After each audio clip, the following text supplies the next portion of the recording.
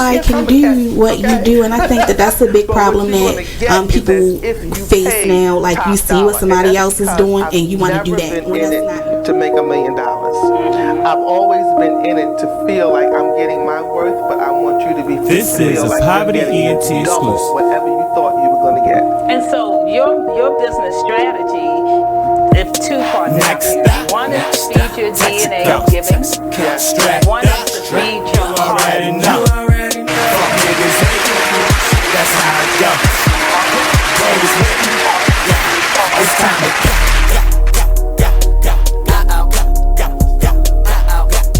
to only on BExposed Radio. I'm your host, Nate.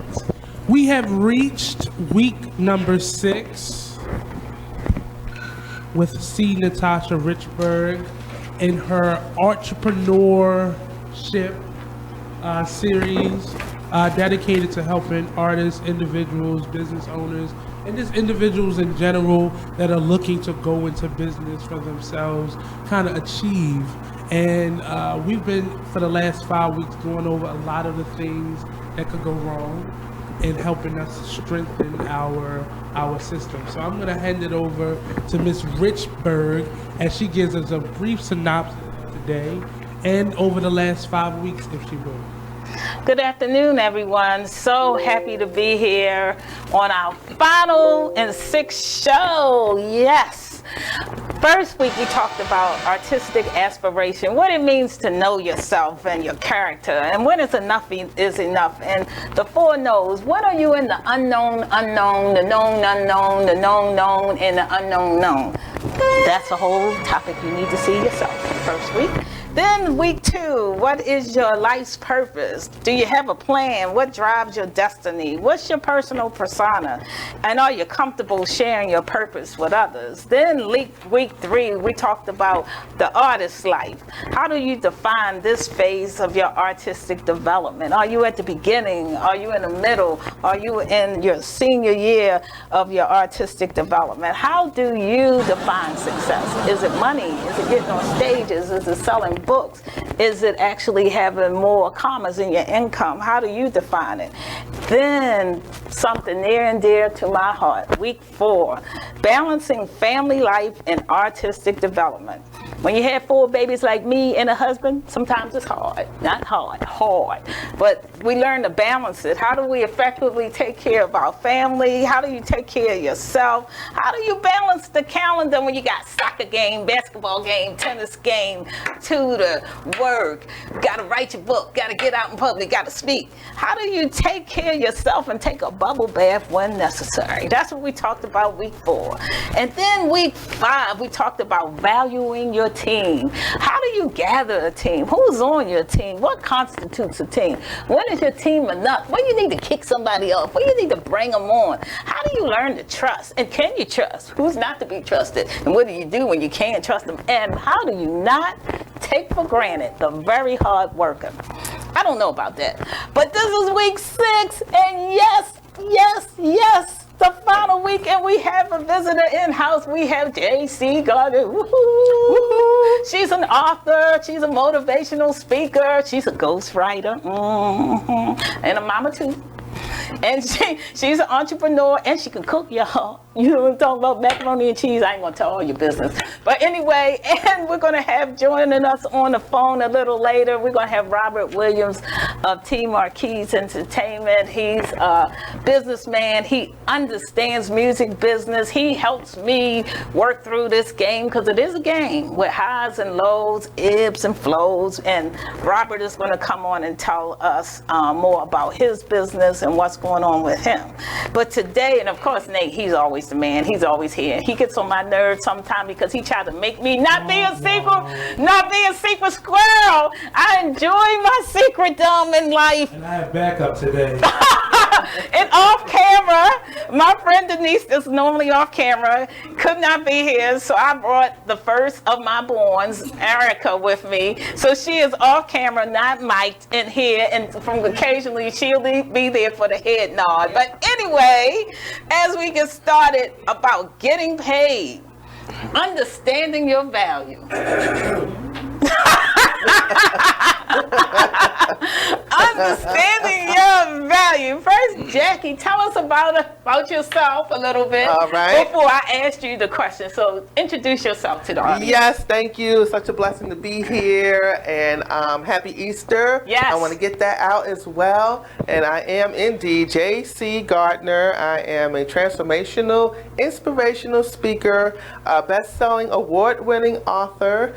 I am also a writing coach, consultant, and a ghostwriter in my spare time and during the day. Yeah. And at my day job, I am a manager at a faith-based international relief and development organization where I have been amazingly for 29 years. And I've also been married over 32 years with 2 successful grown children. So tell us this. Though you have your daytime job that you love and you adore and you cherish, in your organizational CEO gig, how do you begin to understand your value to your customer? Well, one way that I do understand my value to others is especially when I get referrals and also when I see my client produce the product.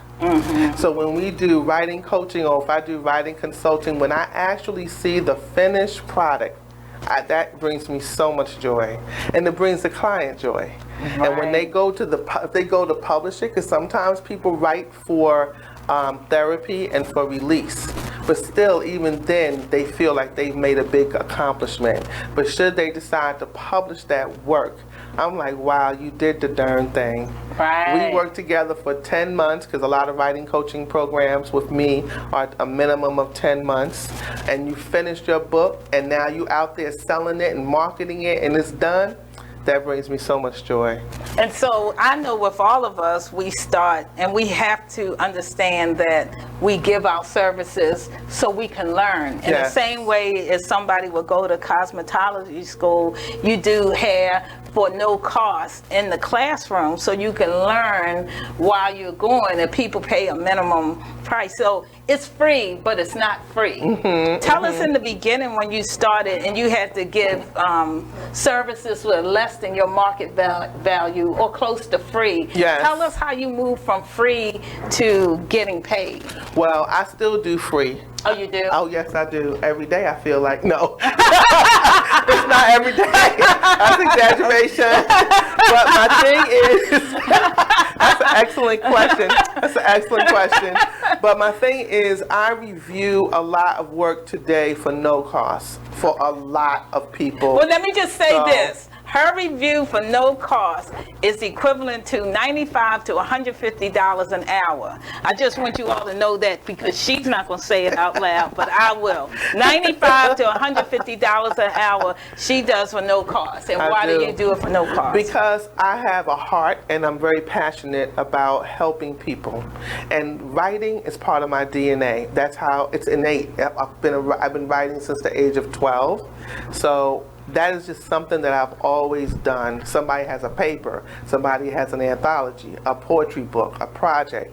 They just want me to look at it, but I don't just give them like, oh, fix this sentence, fix that sentence. I go all in, because no matter what, I feel like it's my rep on the line, even if it's not for paid customers. And when I transition from, quote, free, because truthfully, free is not free. Exactly. Free is not free. It's not free. Let's be clear. That's Nothing's why free. you correct. That's why I said when I transition from free to paying, it is only because I'm like, wait a minute, I am indeed worth it. Right. I am doing a lot. I am putting in a lot of hours and time, and after a while, I think that I should be paid for my services. Right. Not only that, my rates, truthfully, if you go out to the marketplace, I'm telling you, I'm a bargain. Yes, I'm a catch, okay?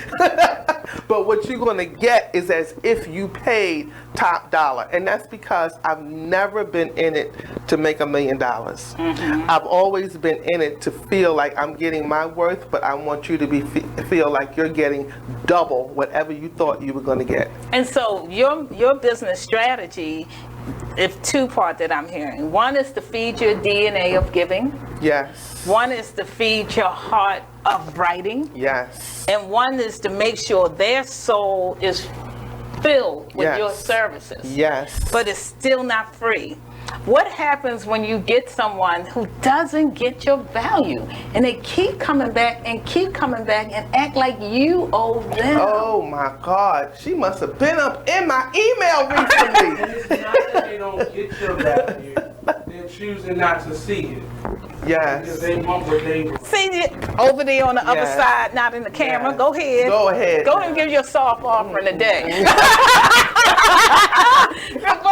So what? So How do I deal with that? Yeah. Okay, so first of all, I do have a limit. After I've, let's say, edited, gone through, revised, restructured, reformatted, and sent you, I'm going to say 3 to 4 revisions for free. That's when I'm like, okay, at this point, you know, I want you to know that I've done all that I can do. And if you want to move further, then we need to enter an agreement. And that is so very difficult for me. It's not easy for me because once again, I want to help you.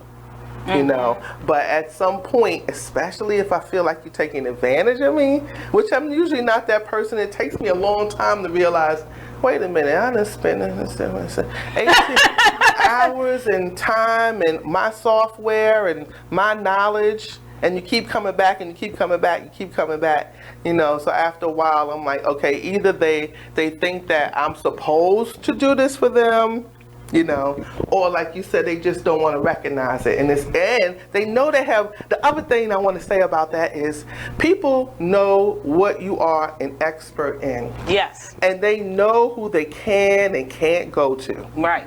They're like, I'm going to call JC because I know that she's going to do this for me. And then they just take it to the next level because they know I'm a giving person. And everybody does that. Right. And it's honestly, everybody does that in their mind. Like, I'm gonna look out for this person when I get it. I just need you to keep doing it. And I've done that. But at some point, you have to recognize that people have to eat just like you gotta eat. Correct. And your worth is not attached to your heart. You have to disconnect that. Yes. Because Woo. the moment you overdrive that, then you're not gonna have anything. True. You go hit a writer's block moment, and you ain't gonna be able to write for yourself, let alone all these people out there. And I'm saying this, and I need to be speaking to myself at this point. But it's something that we all do when Yes. we have a passion for something. Yes. Right. Teachers stay a little bit longer. Yes. Right. Stay a little Yes. more on their pocket. Yes. Right. The fireman or go get the last person out of there if he can. Like, everybody does it, no matter what your Yes. passion is. But you have to stop before you kill yourself. That's Right. true. Figuratively or literally, True. in the process. Like, it's just, if they don't see your work, that's fine. Correct. And if you keep helping, that means you don't see your work. So, yeah, That's true. You downplay it and you don't even realize you're doing it. right. So Well, let me totally ask you agree. this, because I know at some point we got to go to a break and bring on Robert. But how do you view what you do as a ghostwriter and a person that teaches it? Do you view that as income, or do you view that as hobby? It's Well, not I a. know we're going to take a quick break.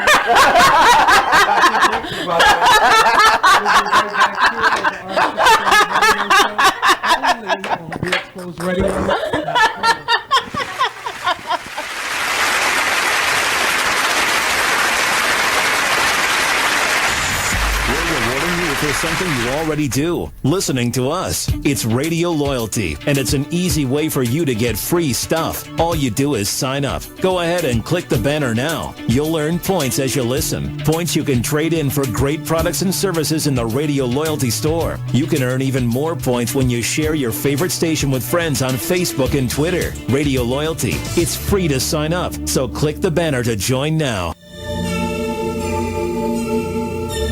Like, the one thing you always gotta remember is people gonna try to project their insecurities onto you. But you can't listen to what them niggas saying. You gotta get out here and do your shit regardless. You gonna do what you love for the rest of your life anyway. So why not turn that shit into something? Be a man of everything you say. This shit bigger than me, man. Like, yeah, I'm good and all that, but you know what I mean? I ain't shit without y'all.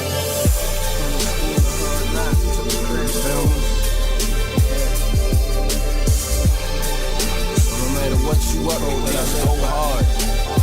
Don't matter. Can you imagine how I really having nothing is? Stomach growling, you ain't got no food in the fridge. Surviving on a jail diet of water and bread. No father figure, that's cause my father dead. Mom's bringing different niggas in and out the crib. No money, so you seen it's less than all your friends. But it a joke because your mother was a crackhead. Older sister hoeing off, giving all the homies head. I could wait for your response, but they love to hear me talk, so I just wait for the applause. I always knew that I was great, I got them haters so appalled. I'ma make it out the darkness, and my word is my... You are listening to BeExposedRadio.com.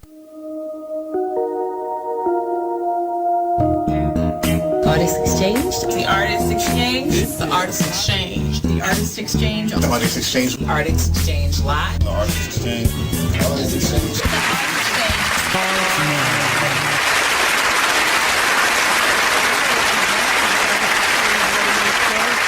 Live only on BeExposedRadio.com. This month's sponsor is the Grit Fund. Unfortunately, this year's cycle has closed out, but you can still go to their website, www.thegritfund.org, and see all their qualifications, see their current winners of their current grant cycle, and see what you can do to get prepared for next year so you can just submit and you'll be on. So one of the things that I want to say this time is we have a second sponsor this month, starting actually in May, but we're going to announce them a little bit earlier, and it's Camp Sessions. Camp Sessions is a ongoing jazz session that happens the last Saturday at the Field Center, 225 Holiday Street. Yes, I'm here. Okay. 225 Holiday Street. Come on down the last Saturday of every month. This month it was actually going to be on the 27th. So come on out. It's a live jazz show. We're going to be outside under the cool April breeze. So come on out, listen to some great jazz music. Oh, so today's show, we have Miss JC. She's joining us. She is a phenomenal writer, we just learned. And we were actually asking her a question at the end of the last segment, and we actually have our second guest on the line. So I'm going to let Ms. Richburg introduce him, and then we can get back to the conversation. Hello, so who we have on the line is Robert Williams of T. Marquise Entertainment, right, Robert? That's correct. Okay, so we're going to still pause you for a second, Jackie. But Robert, tell us about your company and tell us what you do and tell them how you help me. Well, T. Marquise Entertainment was started in 2000. We represent artists, actors, and DJs. I actually started in the music business in the 90s. So we're talking pre-digital, pre-social media. I actually owned a recording studio in Atlantic City at the time, which was the only professional recording studio. Rodney Jerkins opened up his studio around the same time, which was 7 miles away from me. And the difference between us, besides being a platinum selling producer, his studio was private, ours was public.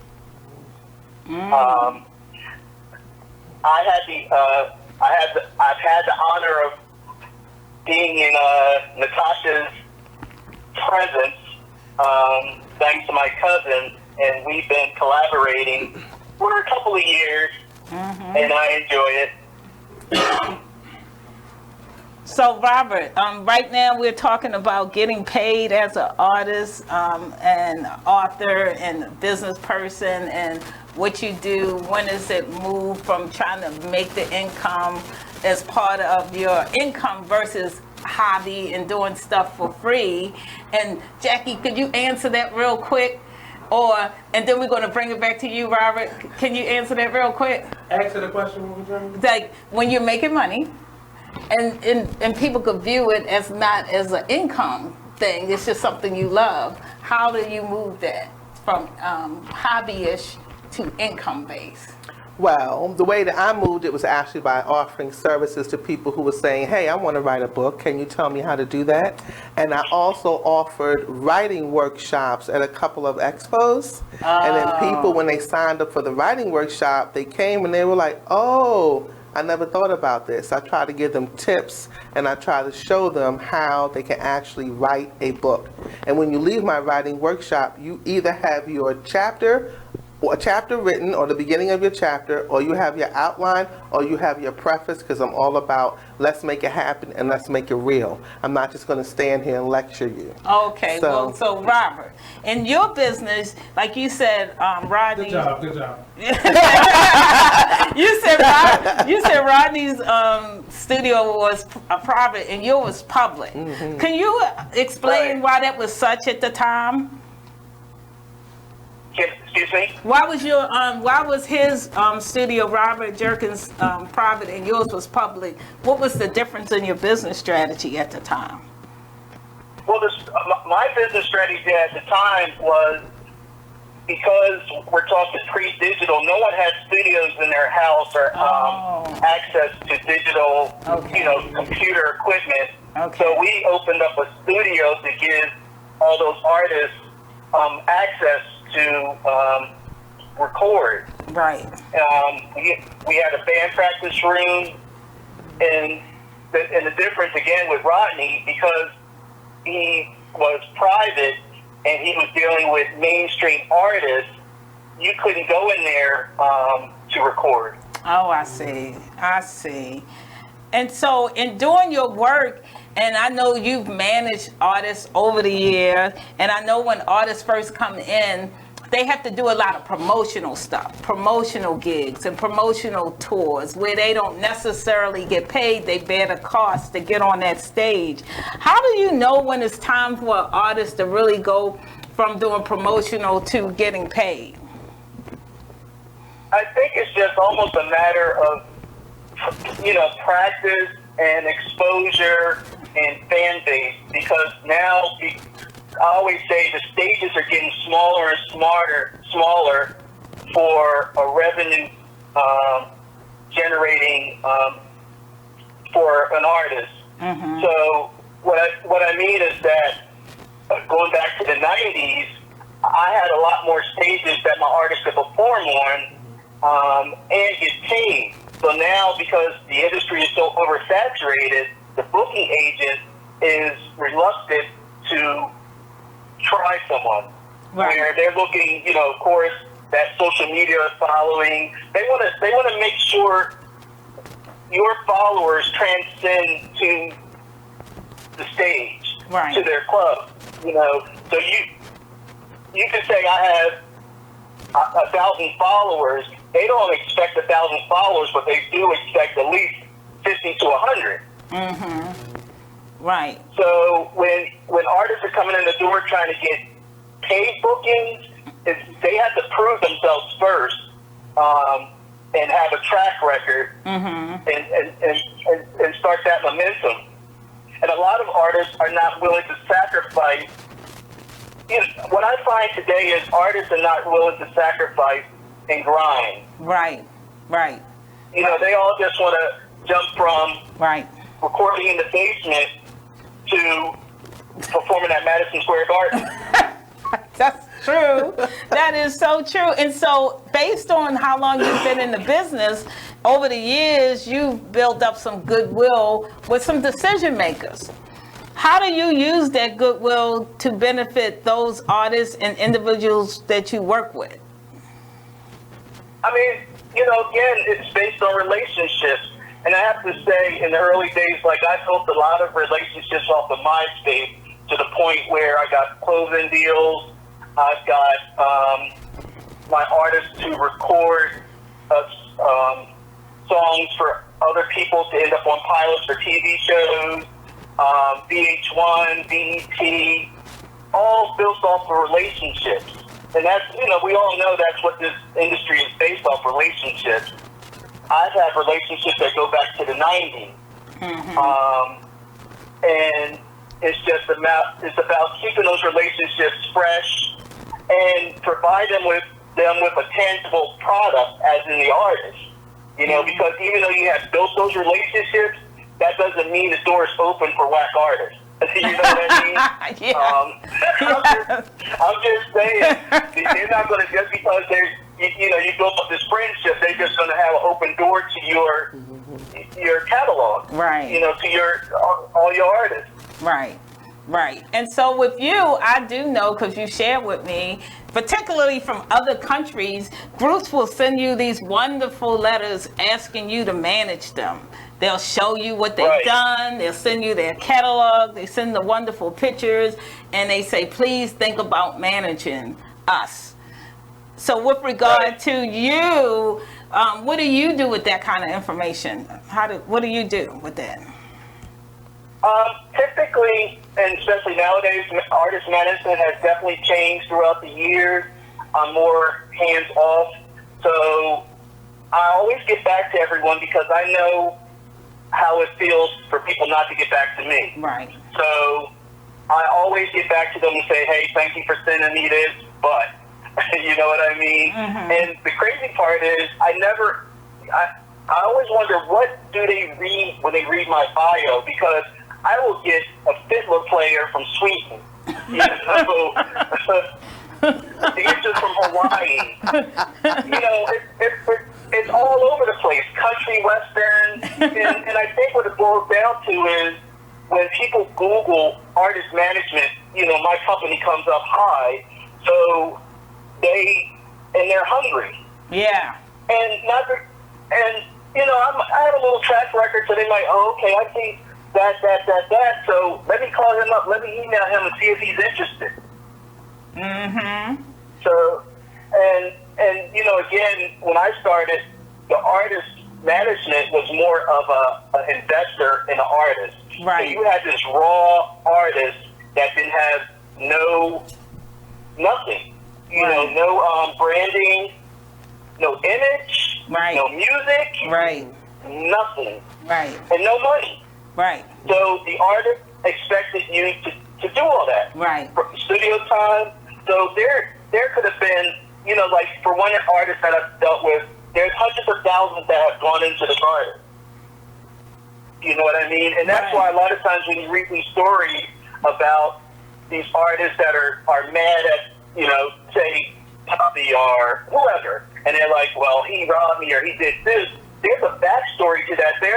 People don't say how much was invested in them. Right. You know, there's a lot of money that goes behind the scenes to make these people into who they are. Right. Now, if you didn't do all your business sense from the door, yes, those people will get your publishing. Maybe they'll get all this other stuff because you didn't do your proper paperwork. But, you know, besides that, there's a lot of investing that goes into an artist.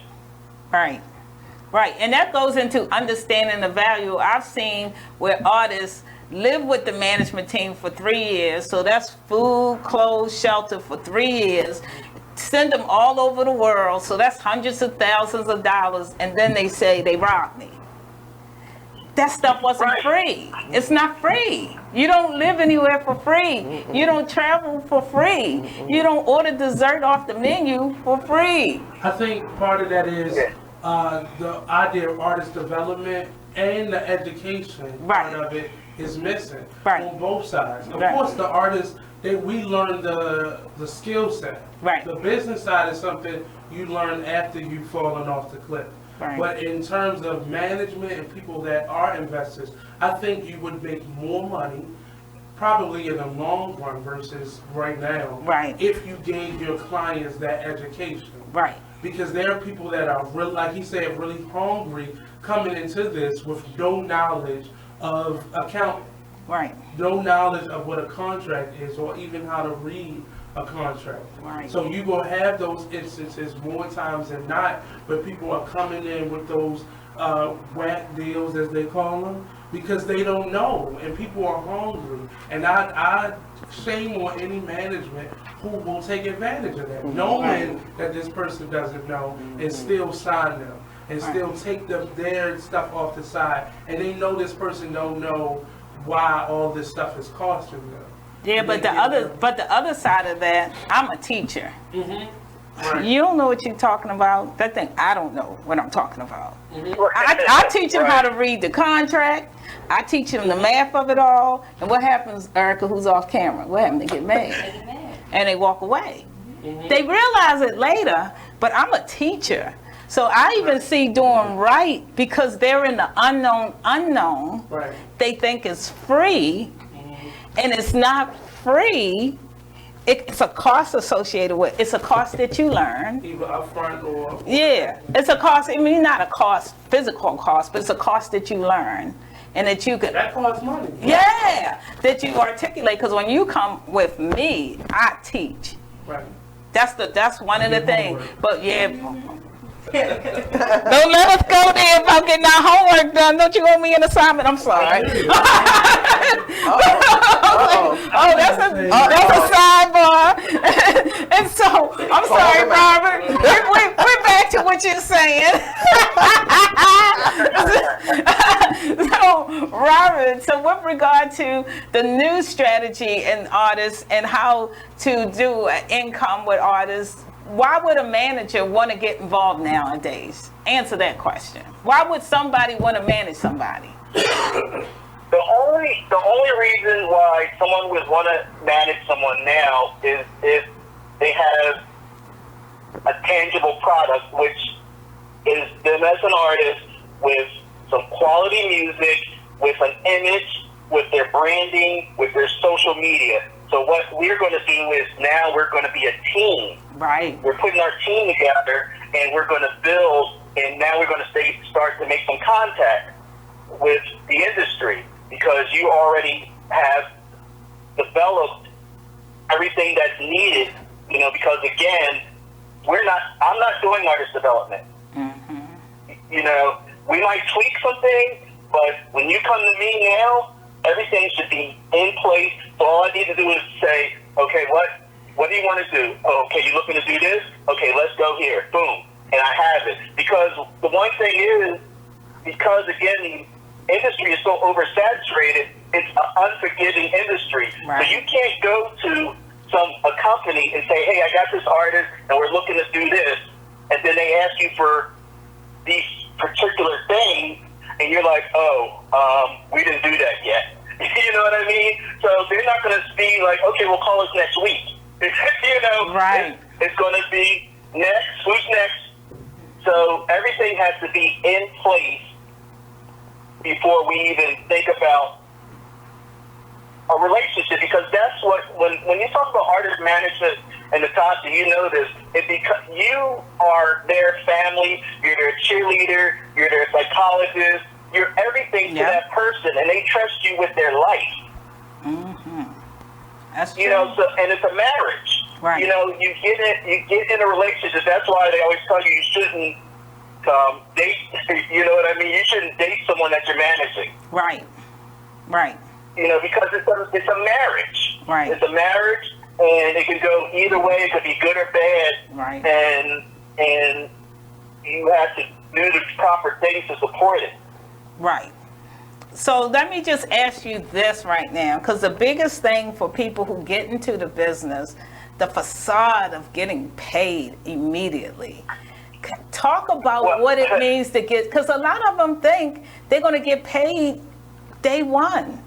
Talk about what that means. Well, it's funny because I was just listening maybe last month, February, 2 Chainz was on Shade 45 with Sway. Okay. And he was talking about what happens to, and he broke down like what happens to your performance fee. So say he's getting $100K. Right. That's his performance fee. He was saying the IRS takes their 30%. Right. The managers take their percentage. The booking agents take their percentage. Right. The DJ takes their percentage. And all this other stuff. He said he might be left with $20,000. Right. Right. Might be. So, might be. And just think, he's an individual artist. Now, if that's a group, say 4 people. Right. You got Jodeci. They go on stage, they're only getting $5,000. Right. Right. So all these people with stars in their eyes thinking, yeah, we got to get paid. Yeah, we got to rock it like Jay-Z. Yeah. Like I think everybody. No.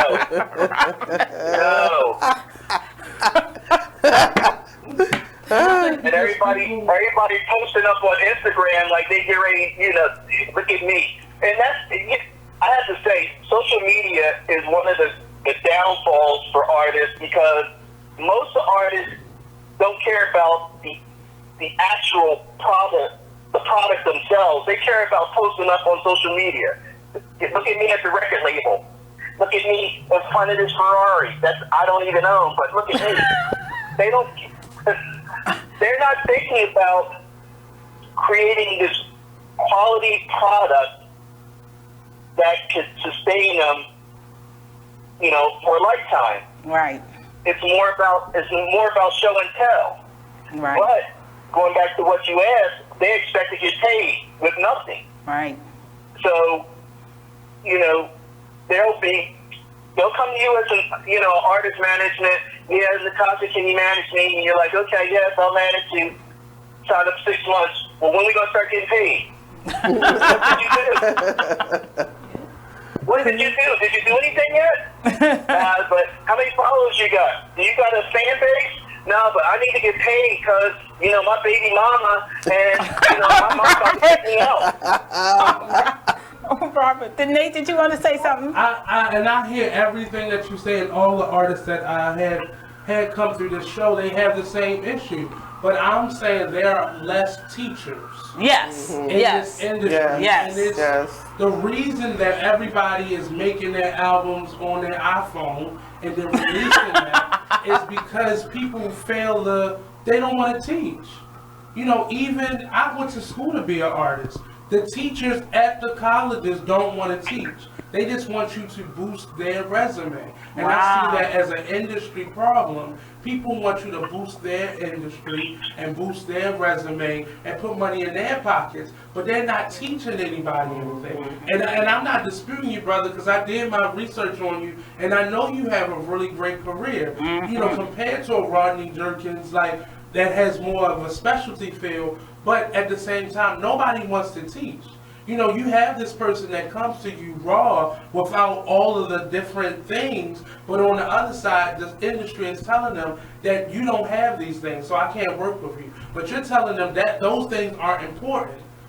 Stop posting on that on social media as the face, the image, and really focus on the quality of your work. But nobody wants to teach them those other things that are necessary. Right. You can we have some of the best neo soul, that category of artists, but they don't get any showtime. Right. But they actually are more wealthy than the rappers that are on the top of everybody's list. Right. Because they actually are out there doing the work. I just feel like nobody wants to teach, specifically artists anymore. Right. And we have a whole generation. I like to teach because I do artist development, but I only can take a couple at a time because it's so intense and it's so specialized.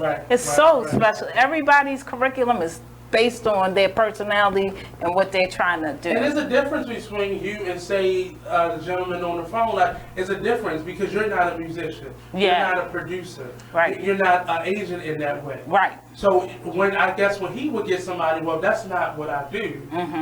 But we have to start opening that lane for more educators to be in this field because the people that look like us are getting ripped off every day. Right. Look at the gentleman who just made the country song that they just took off the list. Right. That's not. Our people are getting overlooked and constantly abused in this industry. Right. From day one. What were you going to say, Robert? Well, the one thing I want to say, Nate, is that I love to teach, and that's one reason why I got on the radio, because I wanted to explain things to people about what not to do. When it comes down to publishing. I've been a 17-year Grammy member. That's one of the things that, I convey to people, like, it's in your best interest to join the Grammy chapter. What I find a lot of times, again, is artists don't want to be taught because everybody wants it quick. They want it to happen quick. So if you say, okay, we need to do this, and we need to do this, and there's a timeline for everything, no, they're looking at other people saying, well, Little Uzi Vert just got on and blah, blah, blah. And I always say, check the backstory. It's not like he just got on. You might just found out about him, but he didn't just get on. He had a struggle just like yours, and he had to go and do his groundwork. So, right. I mean, there's a lot of artists that don't want to learn. And Robert, because of Robert, that's how come I'm a part of the Grammy, and my artists are part of the Grammy. They teach like crazy if you take advantage of Grammy Pro. And because of that and the different connections, like I always talk about how Rob Schwartz's party is the best. Robert missed it this year. But even going to stuff like that, you learn. Because his party isn't just a party, it's everybody just chilling and talking, industry, having fun, and you cannot do, that's part of the lesson. Going to those kind of gatherings are very important. That's part of it. Networking is, that's, I mean, when I was coming up, when we didn't have no, internet to search and do all this other stuff, I had to go to Philly and New York because my region doesn't have networks at the time, so that's where I had to go to network. Right. And so at this point, Robert, I want to, because I'm not going to keep you on the phone, but what would you like this audience to know about you before we let you go? We got like 4 more minutes now that you might want to tell us about that's going on, that you can tell us about. Okay, just keep following tmarquise.com, tmarquise all over social media. I have Leonard Dozier, who is the voice of NFL Films. He's a voiceover actor. He's also a singer. He just started a new podcast. I'm also representing Barbara Cherie, who's an international Billboard recording artist. I've been working with her for 15 years. She's performed everywhere from Carnegie Hall to Morocco, opened up with Patti LaBelle, was on TV with Patti LaBelle. Just keep following us. And plus, Leonard teaches too. What does he teach? Yes, Leonard. He teaches all around the country doing his voiceover workshops. He's an award-winning voiceover actor. He's a SAG actor. He's been in Hollywood films. So definitely keep up with him, because if you're into voiceover, he is a good resource. And so what's that question about the 17-year-old self? What advice would you give to your 17-year-old self? Not necessarily to change anything, but to kind of give some cushion for that fall that we often make. My 17-year-old self? I would give my 17-year-old self the advice to keep doing what I did, because I followed my path. I always wanted to be in the business. And, I think it's follow your passion. That's it. Right. That's good. And plus, you're a techie geek like me. Yeah. See, you didn't want to tell them that. 35 years. See, techie geeks think alike. Yeah. And so, Robert, I appreciate you coming on and being part of the program. And I know you have gobs of advice, and I always call you and ask you questions, and you always answer my questions, because I don't understand the industry. It's not intuitive. And it's not obvious. And so things, I thought when you would want to help people, people would want to be helped. I didn't know they would begrudge your help. I thought if you were a good teacher, people would like being taught, but they begrudge the teaching until you move away from them. And you helped me to understand that's just how it is. And sometimes when you're trying to help somebody's image to become a winning image, they think you're trying to control them. And they don't see that you want them to win. You're not kind of control. So you helped me to understand that the pushback in that regard is normal. And I've learned from you, sometimes when you just have to graduate people into life and graduate them to do it by themselves while you keep going on with people who want to work hard. And I'm telling you, this grind is so hard. It's a hard grind. Every day is 28 hours a day. It's not a normal day. And people who think they can do 2 hours in the studio and make it, they fooling themselves.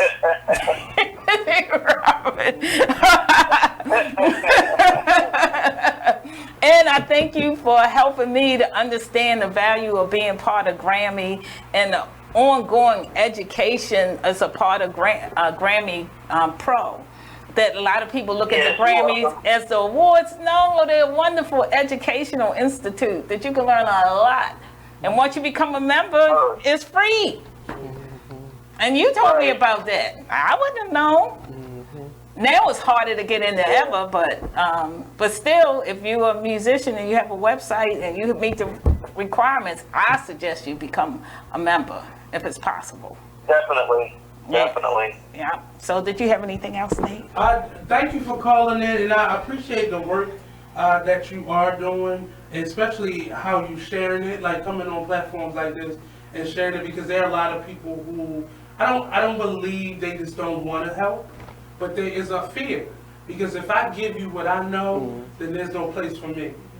So I really appreciate you not being afraid to share your knowledge, not only with just the public in general, but with the people that you're directly working with, because that's very valuable, and that's going to help this industry turn itself back on its, head, because we're just off right now. Yeah. And it's been off for a minute, but I value the work that you're doing and the input that you have and how hands-on you are with your work. Thank you. And plus you advise me. Thank you very much.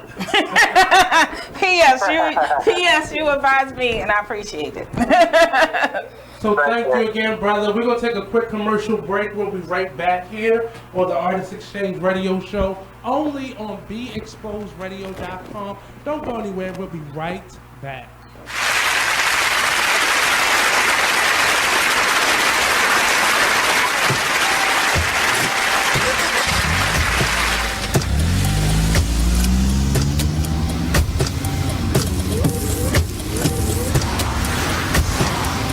Driving has a rhythm all its own. Don't wreck it with a text.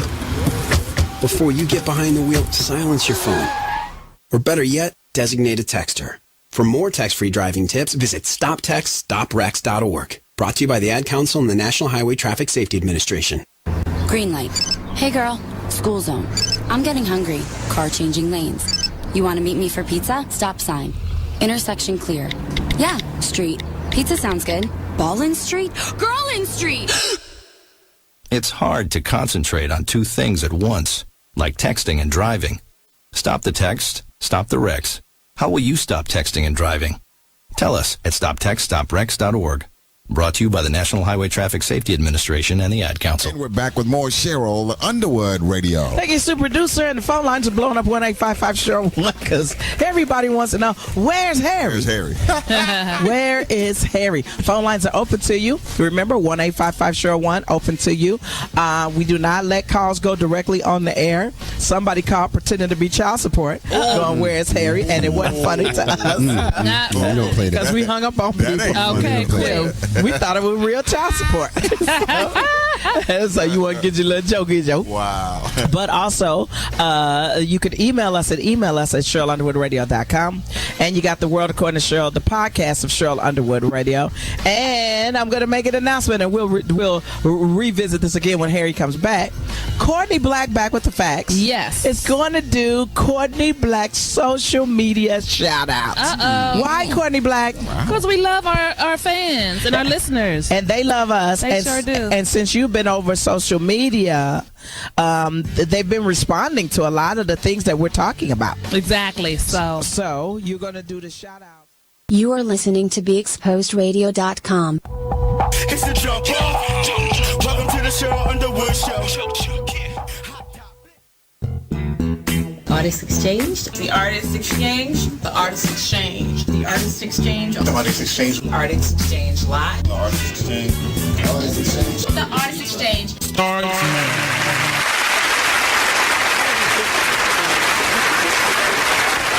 Welcome back to the Artist Exchange Radio Show. We're live only on BeExposedRadio.com. The Artist Exchange be out and about in the community. This weekend, I'll be helping support the Fashion Umbrella Foundation. They'll be giving a gala and representing the Impact Awards. And this is an award given to several individuals throughout the DMV area that exemplify what it is to give back. And not just taking, but planting those seeds.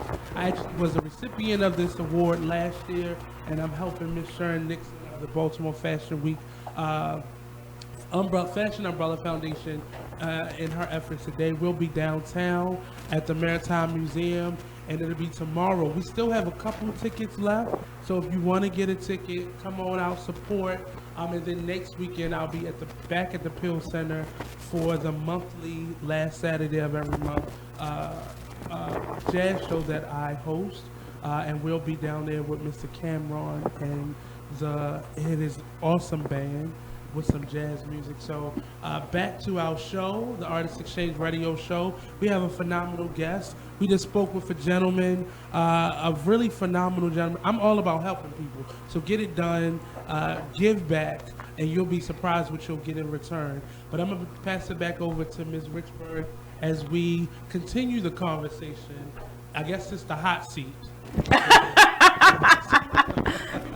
So back to you, Ms. Richburg. Okay, welcome back, everyone. We're back to our topic about getting paid, and I want to go to the point of understanding your value.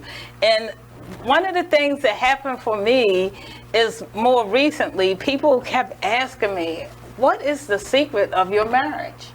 How have you been married so long? And I do life coaching, and my clients always ask me, but the thing that really moved me in the direction to write this book, What is the Secret of Our 36-Year Marriage, was Sonny Dumarseille. He would come into town to do a gig, and he was like, you and Mr. Melvin, you got it. You need to write your 40-year. You need to write it. I need to read it. And that's what I did. I never thought of it as valuable. I never thought of it as a secret. And so sometimes people, when you give compliments, you bring out things in people that they don't see themselves. If people didn't keep asking me that, I wouldn't have thought to write the book. It's not a tell-all. It's just is what it is. It tells how we met, which my mother brought him home one night, and I wasn't properly dressed, and I had to get dressed because I couldn't entertain with a football jersey and basketball pants, could I? No, and take the pink rollers out. So that's how we met. Wasn't that deep? Also, one day, it had to be deep if you took them rollers out. I did take them rollers out because he was tall, dark, and handsome. I was like, oh! and then all of a sudden, we was talking about 3-4 months, and one day we was talking on the phone, and I said, Melvin. He said, what? I said, do we go together? He said, yeah. I said, well, how long we been going together? He said about 3 to 4 months. I was like, oh. So those are the kind of stories that's in the book. And then anecdotally, the decision to get married, it's not that deep. I didn't even know I wasn't telling my husband, but I was looking for an apartment because my mother wanted me out of her house. She did not like me, and she did not like me around. I didn't share that with him. So I was looking, never told him. Didn't realize I didn't tell him until I was writing the book. And I got home, I said, Melvin. He said, what? I said, I found an apartment. He said, well, when you moving? I said, at the end of the month. He said, you can't live alone. We got to get married. I said, we do? Oh. He said, let's go get some rings. And that's the story of my life. And then after that, it was like, okay, these are the things I believe that I should do. These are the things that you need to do, because I don't wash clothes. He said, I can learn. And I don't put away clothes. Do I put away clothes? Person in the corner that's not talking. And I don't put away clothes. No. He learned to wash clothes, fold, and put away, because I don't do that. But I'll cook. He can cook one thing, spaghetti. Everything else, I cook.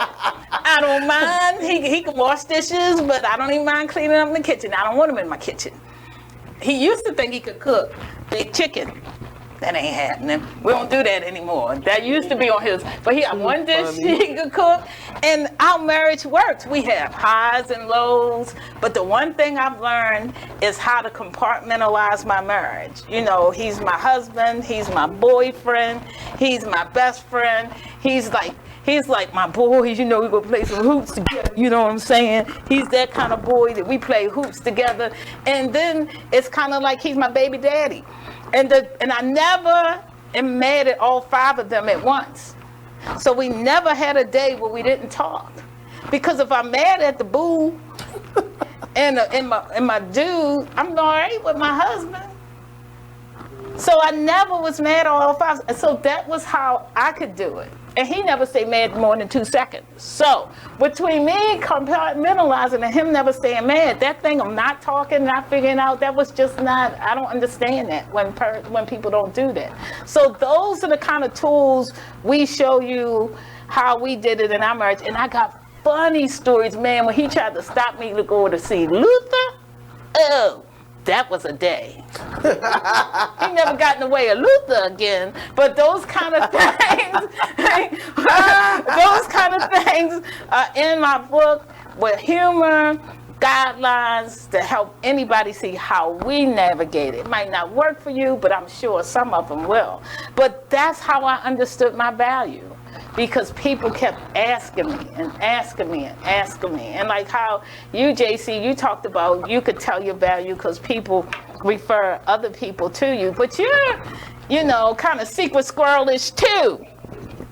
And that you've ghostwritten some books. So on that topic. Yeah, help me, Nate. Thank you, brother. Thank you, my newfound brother. Yes. What's the agreement? What's the agreement? Is it just I won't tell anybody I wrote this? It's numerous. You have to say that I co-wrote this. No, it's what the author wants. It could be a poetry Daisy Gardner. It could be with Daisy Gardner, or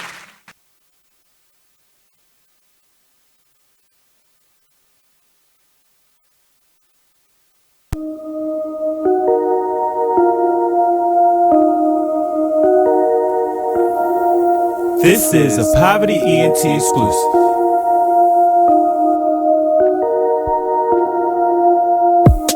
Next stop, Texaco. Strapped up, you already know. Fuck niggas hate, that's how it goes. Bros with me, yeah, it's time to go.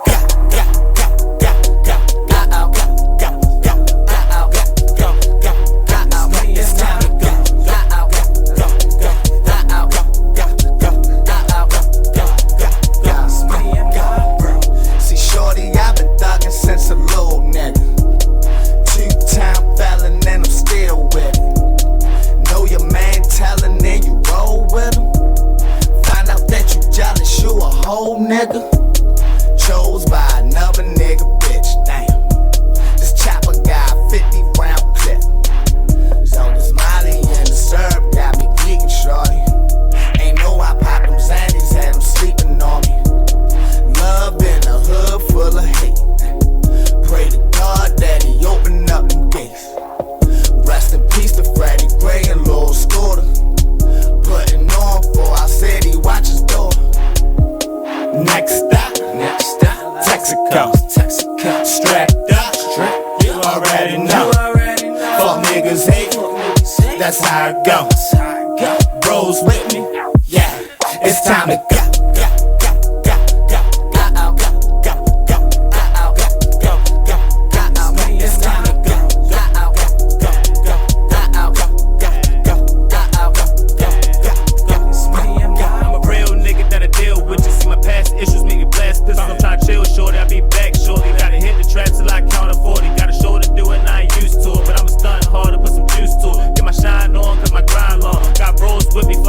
City, got my mind strong, take a time bomb. Fuck a pot, I'd rather pack the kitty. I don't want the city, don't call me Diddy. Yeah, I rap my city, ready to show them something they ain't ready for. Nigga voice firm so you can't ignore it. Talking shit like I'm fixing toilets. Shag a riff, I can see me torn. Horn cuffs, shades on, shirt off, strapped up, Molly down, blowing strong, riding around. The demonstration hold 50 rounds, I'm a fool with it. Got ratchet niggas that's cool with it. You got a cold heart till that ooh hit it. Stop fucking with me, got my mind set. See my mind state is at a high rate. Next stop, Texaco. Strapped up, you already know. that's how it goes. Bros with me, yeah, it's time to go.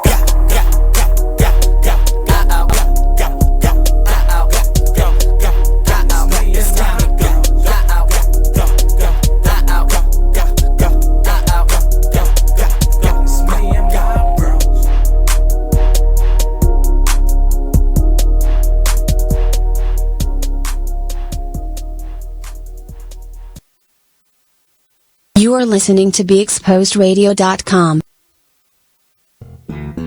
Artist Exchange. The Artist Exchange. The Artist Exchange. The Artist Exchange. The Artist Exchange. Artist Exchange Live. The Artist Exchange.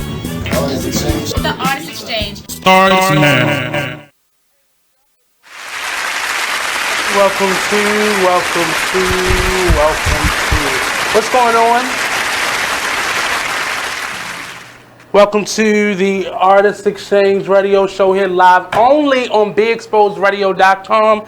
That first hour, you were watching the last episode of a 6-week series with Natasha Richburg, Miss Entrepreneurship herself. She's a manager, teacher, professor, geek tech, author. She just had an awesome, phenomenal book release with her and her husband. The book is great if you want to get married. It's a great book too. I've been there and done that. That ain't my life. I like my own bed. You been there? I have. Technically, I'm still in there. Me and you, Tigger. But if you want to, my dream marriage is a duplex. Like a big, large, luxurious condo duplex. Where you on the top floor and I'm on the bottom floor, and you go over there and stay your ass there, and I'm gonna stay my ass right here. And we meet in the middle. I want my man on the other side of town. Oh, okay. And then we meet in the middle. So your boyfriend can be. We can meet in the middle. Yeah, we meet there. Central location. Make it convenient for the both of us. I'm not gonna come over there. I'm gonna do nothing with him. I'm gonna just be like, you know what I'm saying? I ain't gonna mess up with him. That sounds a little queer to me. This is a Republican station. No, what you talking about? I'm a whole Democrat. Whole Democrat, baby. Far left. So, as you see, I have this Blue Waters on the show. I'm trying to coax him into doing his own show. The Kitty Cat. Is it Kitty, Miss Kitty? No, it's the Cocktail Social. It's every Wednesday, and it's so everything that I've built up for the last 6 years and trying to be professional and be together. This one show, that's going to crumble. Yeah, I'm going to tear it down. He's conservative. I'm liberal. He says I'm not. But okay, so I have a friend who thinks that I have a bit of a white lady inside of me. Okay. I do have Caucasian in my blood. My last name is Couser. My mom is like a half and half. I had some Caucasian in my blood earlier. But you gotta get the bills paid. It's hot. BGE, they don't give a hell about the city shut down. They want their shit down. I mean, so I have Mr. Blue with me today.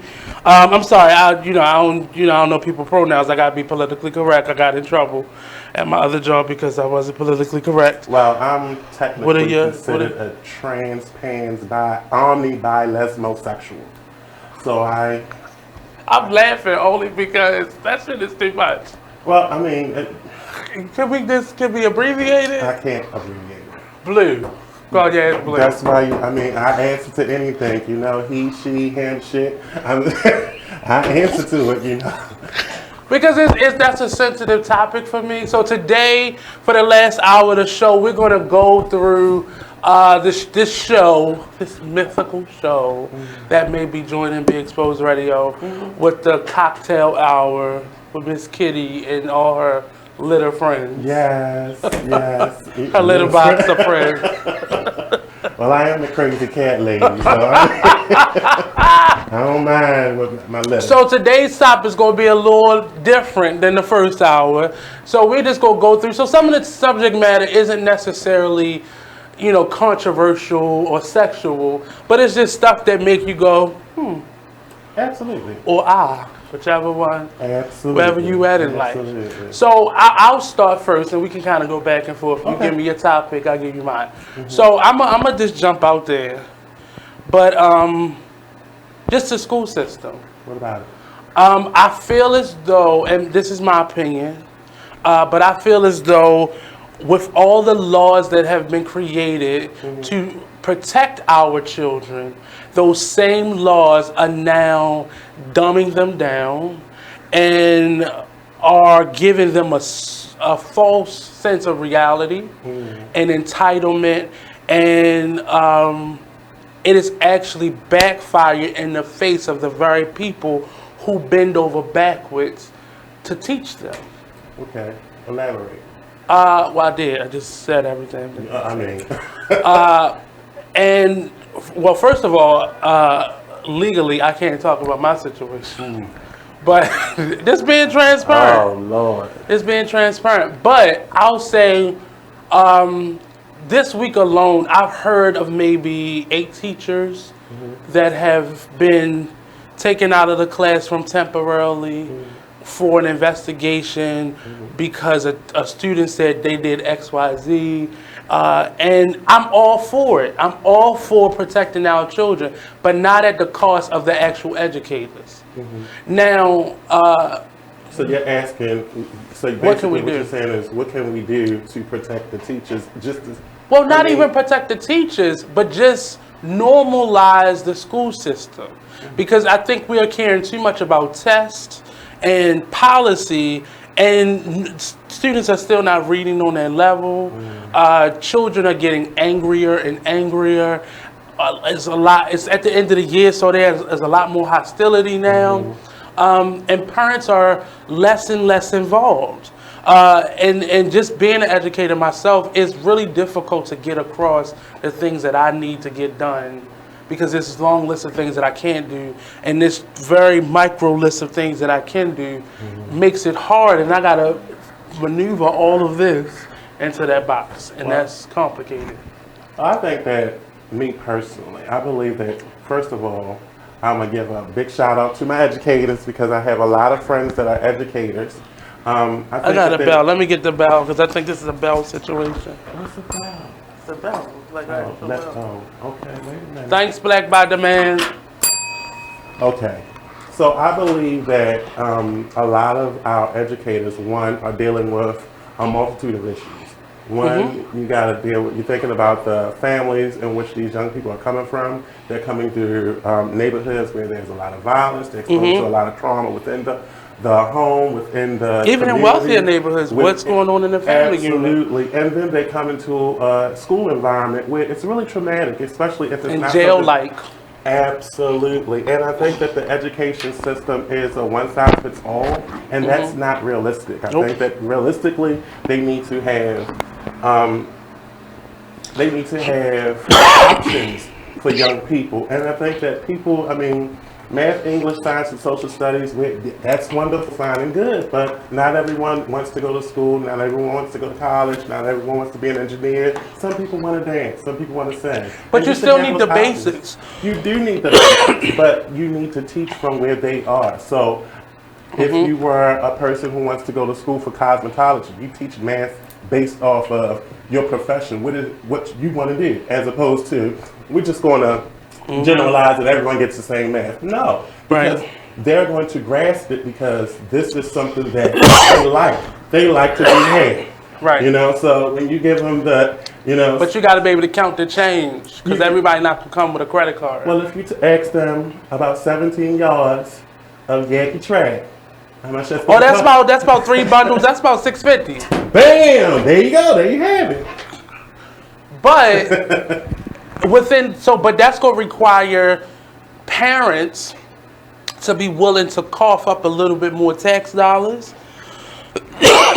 That's going to require the general public to cough up a little tax dollars, and that it goes well, because that means specialty classrooms. Because I can't be talking about bundles with somebody over here that's counting on their toes. But you can have schools specifically for those things. Yeah, those but that's what vocations. costs money, though. Well, no, we already have those things. It's just that they're not being used. Where are they? Carver, you got, what is it, Mercantile? Those are vocational schools. You They got, are. You can have schools in every jurisdiction. But even like within that. even within those vocational schools, there's still gonna be different learning styles. That's absolutely true. But So it's gonna require just a little bit more. So the classrooms have to be smaller. Our CEO now here in Baltimore are going back to the 25, 30 some plus student in the classroom ratio because it fits the bottom line better. You know, so. I mean, but the reality of it is that when you look at the attendance rates and the academic performance of schools, it's poor. So and that's across the board. We have young people that are graduating from the 12th grade with 5th grade reading and math level. And I was a teacher just explained this to me. So I am a resource teacher. I teach music, theater, art-based classes, but their general teacher spoke to me and she said the state gives them 50 points. So so that's failing. So 60, I believe, is failing still, but the state gives them 50 points. So that's just 50 points that you get. That's already setting them up for failure, because when they get out into the real world, no one's going to give you anything. You're going to have to work for everything, and that's another thing. It's an unrealistic expectation. Well, it's an unrealistic idea of how the world is, how life is. No one's giving you anything. You're going to have to work for things. But that goes But they back to don't believe that, though. But that goes back to the values of the parents. And unfortunately, some of their parents were children when they had it. And it goes to their parents. And so this is a continuous generational. Cycle. Exactly. So this is something I'm a sidebar because I'm going to get too personal, and that's probably not going to end well with me. Do you need counseling services? I'm good. I may be a little scarred, a little PTSD, but I love teaching. For me, the reason I am a resource teacher is because I'm an artist, and I would not have been an artist, I believe, had I not had artists from my community come to my schools and introduce me to what being an artist was. Because the schools that I went to, from middle school on up, the educators didn't look like me. So when we did get resources and we were introduced to the arts, those were the moments where I got to meet people who thought like I thought, was kind of crazy like I was crazy, who liked the things that I liked. Because often the people who were teaching me didn't look like me. I went to a high school with men with robes and ropes around their waists and sandals. So that didn't mirror me. You said they had what? They were friars. Oh no.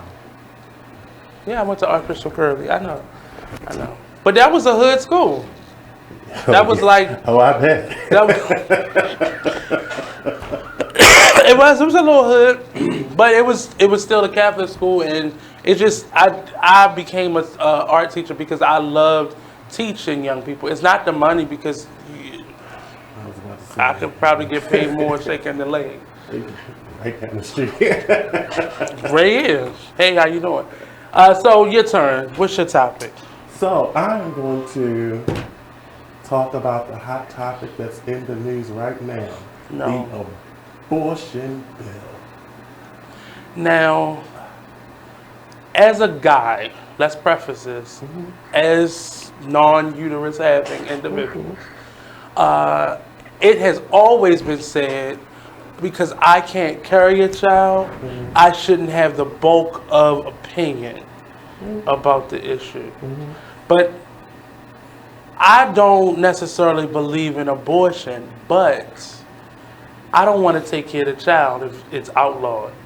So I pull back on my belief, and I don't believe in, oops, I had sex, oops, I got pregnant, oops, and I can just go to the doctors and fix that.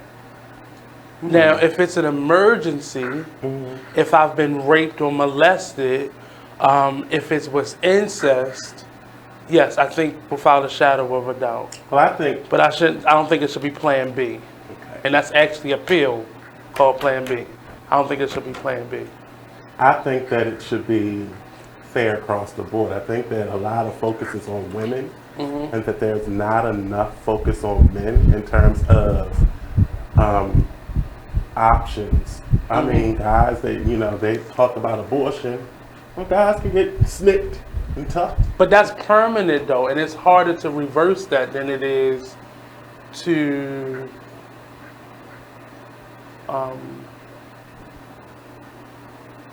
but it's unfair. Because I can implant an egg in you still. No, you can't implant no egg in me. I'm sorry, no, my tooth is tied. I feel like you can implant an egg in a woman and she still carry the baby full term. A man would have to reverse all of that to be able to naturally have it. But it's about the laws. It's about they're making mandates to govern people's bodies. Now, I don't agree with the laws and policies like in Alabama. I don't agree with that.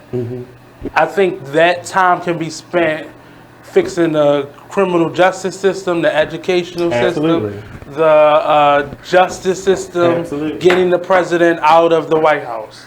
I think policy can be spent more on those things than gun control. It's a list of things that are priority over this. But I do believe culturally, we need to make abortions not plan B. Well, I mean, I think that, and I also believe that there should be a time limit as to when you can get an abortion. I think. Well, legally there is, but the reason I don't want it to be banned is because, like, I've done a play about abortion, and it was this lady in the house that was doing it, and I don't want people dying anymore because of this. This is still within our parents' generation that people were dying from abortions. But I think that it all goes down to this is this individual's body. And I think that they should have an option as to what should happen with their bodies, especially if there's a situation where a person has been in a situation where they've been raped or molested. One, just think of the child. This child is growing up with a parent that really didn't want them, you know, and whenever they see this child, they are reminded of the trauma as to how this child got to So those cases I am totally on board with. What I'm not okay with is, girl, let me go to the doctors today, girl, because I don't know why I keep sleeping with Johnny, but Johnny just seen what I want. But on the flip side, that's the same thing with guys. If you look at a guy that has like, but if we go 4 kids, right, and he's on child support, and he not supporting Nana, that's a problem. And the fact of the matter, he got 2 more on the way. That was my daddy. I'm just saying. That was my daddy. Under my room. Get the hose. My mom on there at 1. My mom on there at 1. Me. Still there. But I'm just saying, I see the angle from a lot of sides. I think a lot of the men that have something to say about this, that look like us, have been in a situation where they may have wanted to be a father and didn't feel like they had equal say in what happened to something that they helped bring up. Now, I agree, it's your body, but that's not your baby. Absolutely. So then that's when it's sticky. But every situation ain't about a father that wanted to step up. Absolutely. So that's my take on it. So in that situation, I feel like if you have a situation where you have a father that wants to be a father, by all means, I think that he should be allowed to be. But in a situation where you know that you're going to be bringing a child into a world that you cannot support them, that you know that it's not going to be a good situation for the two of you, and he's not going to be a part of the child's life, I think you should have the right to say, you know what, this is my option, this is my body, and this is what I need to do. Yeah. So I want to get off of that because that's... Do I hit the bell right now? Yeah, go ahead. So you got the last say in that. There was another one that okay, so this one, I want you to do some of the ones that you talked about too. So do some rapid fire ones, but so I'm gonna let you go do another one, and then I'll bring up mine at the end. One that I've done, do one, and I will come back to you. So I think I keep bringing up like family issues. Now mine's a little bit racy, and I'm gonna be honest. Go ahead, with you, because I'm ready. It's about sex and everything, and I like to talk about relationships. I like to talk about. Well, let's go. You're artist. This is the artist life. Hold on, no, but go ahead with yours, and then I'll bring. So mine is when to say no to people. I've cut a lot of people, or rather put a lot of people on pause. I have cut some people out. But learning how to say when it comes to relationships and friendships, and allowing yourself time to take that vacation and work on you and not feel like you're obligated to speed up your recovery to get back to a friendship. I have an issue with that, because my thing is that when you're in a friendship, that's a relationship, and sometimes when they feel like, I know that you want to take time out for you, and that's okay, that's well fine and good, but well, thank you. Sometimes I appreciate that. Sometimes people just want to check in to make sure that everything is okay, and sometimes they just miss you, and you want to see, what's going on? Have you jumped off the planet, or what's going on? But knowing the difference between I'm being funny acting and I really need to set healthy boundaries in my life. And I think some people get so selfish that they haven't seen you. And I may haven't been showing up as myself, and that was my problem. Not that I was ever fake, but I was a really private person. And for the most part, I still am a lot, very much so private. I think being raised by black parents, you keep everything in your house. Right. And I just grew up to be really private. So I started showing parts of myself, and that creates a bias among people. And it's not fair, because then people treat you differently. So when you get to the point where you got to take a break or just cut people off because they're toxic individuals, and I hate that word because it's overused, but people are very toxic. And I have a lot of she friends. And it's hard being friends with women, because you have the lady man friends, you got the girly girl friends, and you got everything in between. And it's difficult because they forget that they're girls. But you do come out a lot. Yeah. I don't think I haven't experienced the lady man. Well, I'm surprised. That's the person that shows up often. But we're going to take a quick commercial break. We'll be right back here on the Artist Exchange Radio Show, only on BigExposedRadio.com. Gay Lewis. Okay.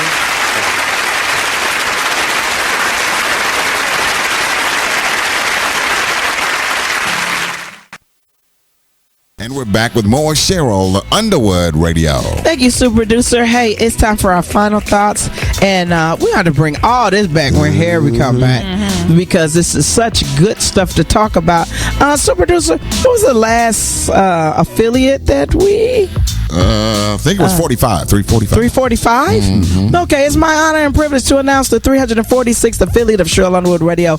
It's WGOD, Truth Inspirational Radio, an internet radio station based in Oak Park, Michigan. WGOD? That's right, WGOD, Truth Inspirational Radio.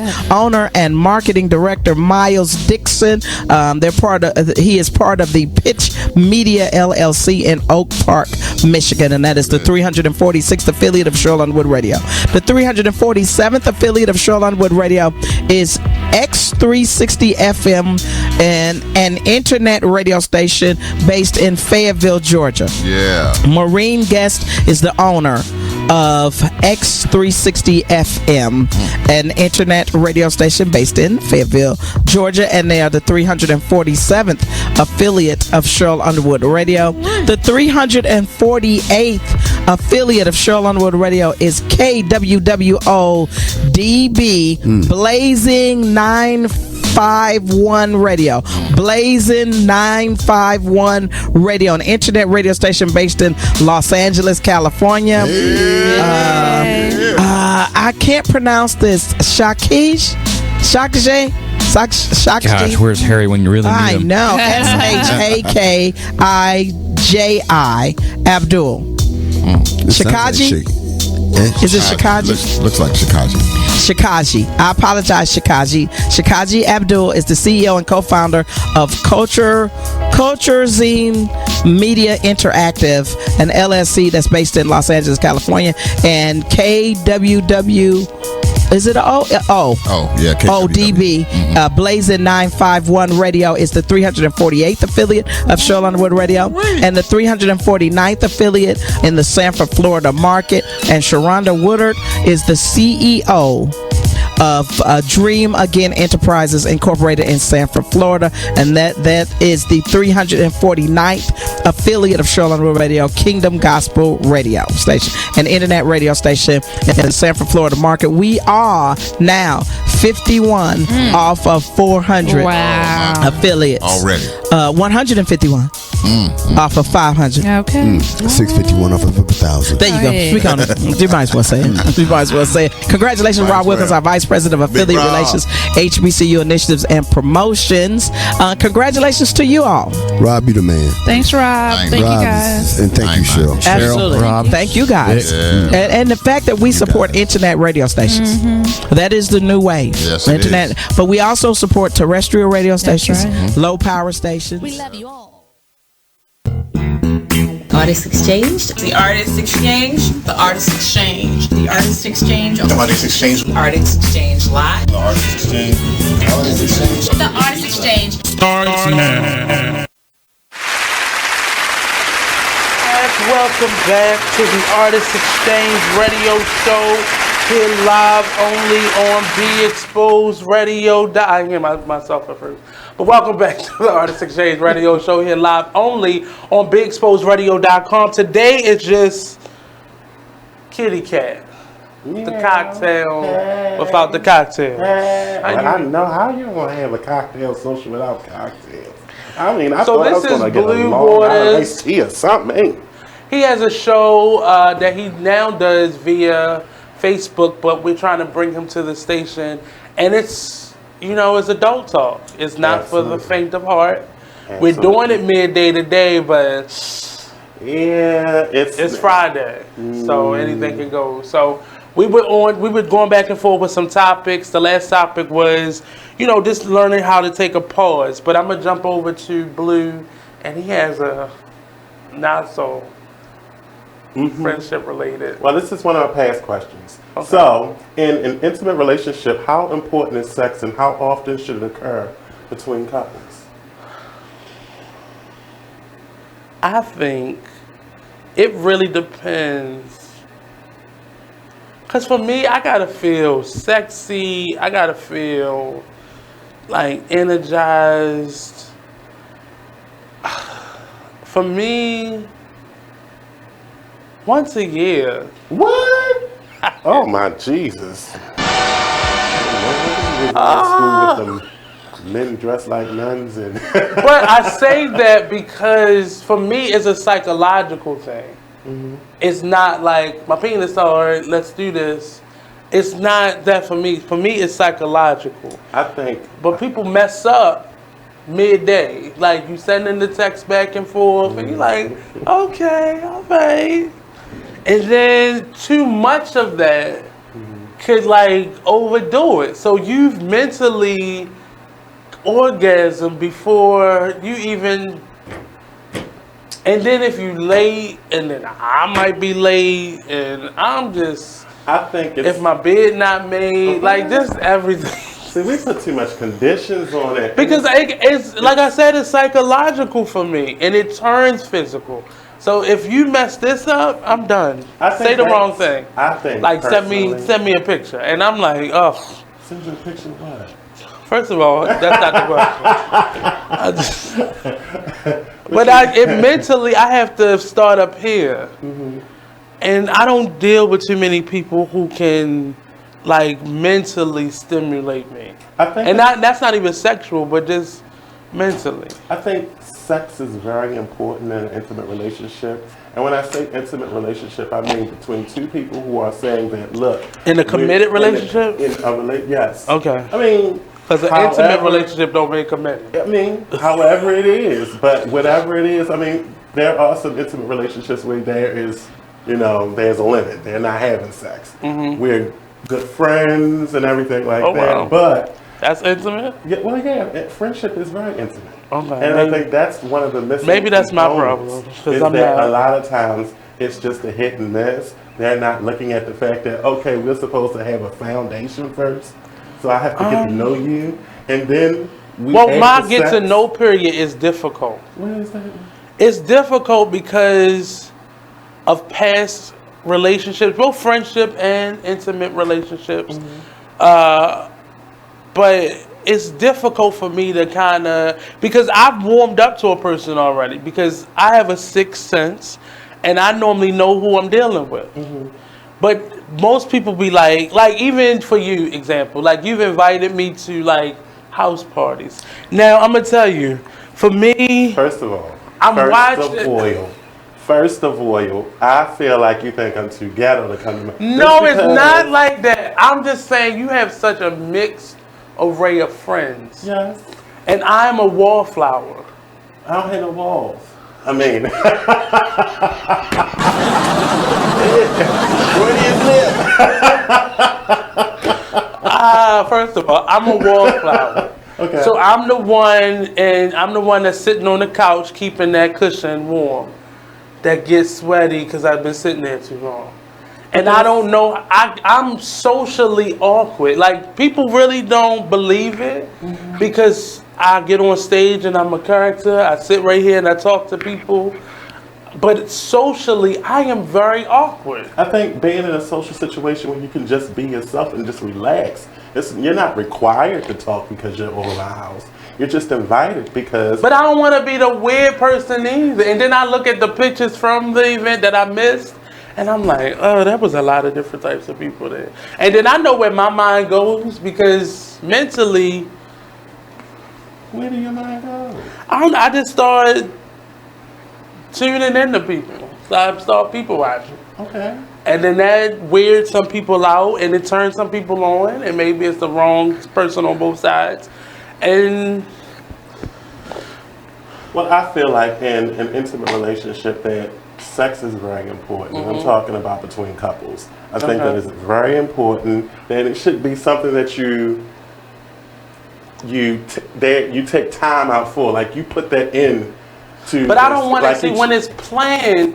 It doesn't turn me on. No, I'm not saying it has to be planned a little. But it has to be something that you have to say. Look, I have to make sure that I'm taking care of this person in that regard. Because if you're not, then.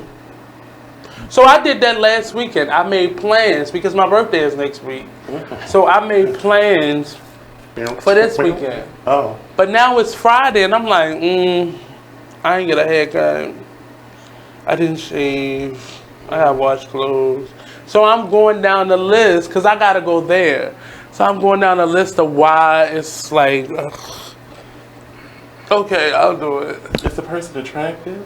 Yeah, that's not my, because I'm not gonna talk to nobody that I can't look at. But I mean, look, ugly can go from being good looking to ugly with just a flip of a switch. I like them pretty.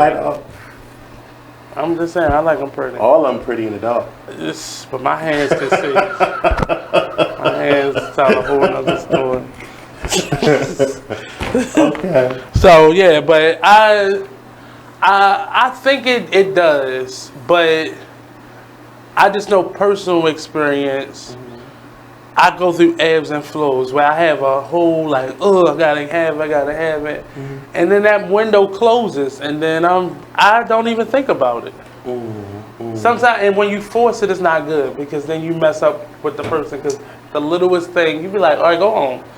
I ain't for this. I definitely think that it affects a lot of relationships negatively if it's not being, if it's not happening. And I think it's a major cause for why people cheat. Yeah, they're not getting it at home, so guess what? There's somebody out there that's willing to do what you're not gonna do. But it can't be one-sided though, because you gotta understand what the problem may be. Because you might just want it, and I might need the, random text you have to communicate that. Pictures throughout the day. You have to communicate that. I do. I communicate what I want, but we live in a microwave society where people are like, I call you, and then it's like not real. So I needed to feel real. I needed to like all that. So what's the next one?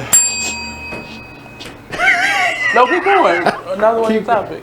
Oh my goodness! You can't tell me I had to do like 5. Yeah, so we going rapid fire. Rapid fire? I ain't got no rapid fire. Give me one more. You say. You say something. I don't want to keep being the Cleveland and you come off as the dirty one. I mean, that's what it's going to be. I'm going to be the dirty one. Let's see. I know what I'm going to do. I'm going to go all the way back to the beginning of time. Borrowing money from friends. Nope. Nope. No, I mean, I'll answer that, but the answer is nope. I'm not. Well, it depends. Certain friends I will. Certain friends I can look to, and because I not think the crackhead ones, not the. No, it's like you have those friends that, for me, with my friends, if I borrow money from them, then I'm going to give it back. Yeah. But I think my friendships aren't like.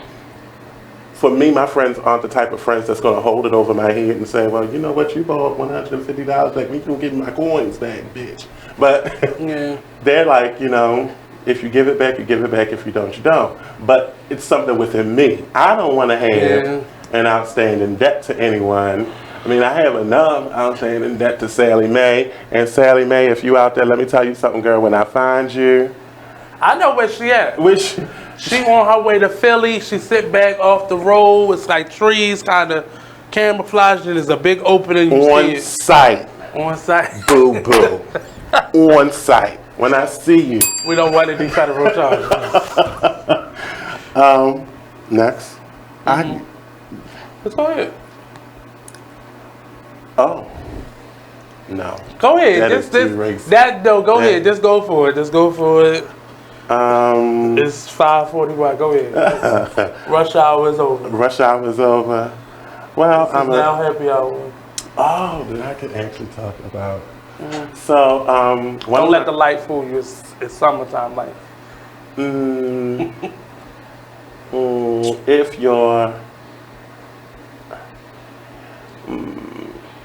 If you saw your high school crush today, what would you say to them?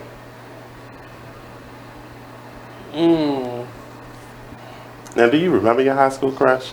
I remember mine. High school crushes for me was funny because I had more people who secretly wanted to talk to me, and I found out as an adult. So, but the one that it was mutual, but we never, like, we ate lunch with each other every day, all that. Waited for me when I got off the bus in the morning, walked to school, walked me to the bus in the evening, like went out of their way on the bus to only have to turn around and come back to their place. I would say, why didn't you say anything? What was the question again? I'm sorry. If your high school crush was in front of you at this moment today, what would you say to them? I would say, why didn't you say anything? Why didn't you say anything to them? Because I was the younger one. So? Freshman, junior. I can understand, right? So I told you, I'm socially, really, I am a shy person. And I don't know why people find that hard to believe, but I really, like, if I'm around new people, it take me a minute to, like, warm up to people. Because I'm studying from afar, and then I go in, and, like, we, like, made jokes with each other for years before we actually, like, picked up the phone. but that's just me. Like, I'm a flirt. Even in friendships. Like, and you say you socially awkward. I am, but the flirtation is like on the nature. low. Ho is out loud. But flirt is like, you know, you just share a couple, like, jokes back and forth. But we ate together. We were basically in a relationship throughout high school. Yeah, I had a situation like that, but I kind of flubbed that one really bad because I was struggling with myself, so I was like trying to figure out I knew then what I like. I like mans. I like all the basketball players and the football players. I like them all, but This guy was, he was just in my band at that time. Yeah, he was a nice young man. He was very. You like men's? You couldn't. I didn't even know.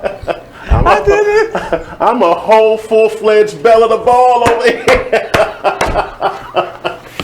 Oh, let me tell you something. I knew but it's awkward because I actually met the person in public, but they was with someone else. And it was the ghettoest place to meet somebody in Baltimore City. Hip Hop Chicken. My darling. Oh.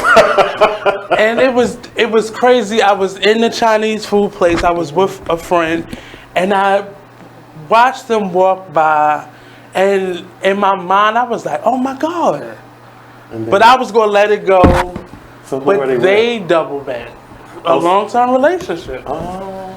See, my crush. But I knew at that point we never said it, but literally we ate lunch together every day. Yeah, my crush and I, we didn't even go to the same school. But one thing I will say is that I came out to him in this whole very dramatic, I want to see what they look like. He was everything. He still is everything.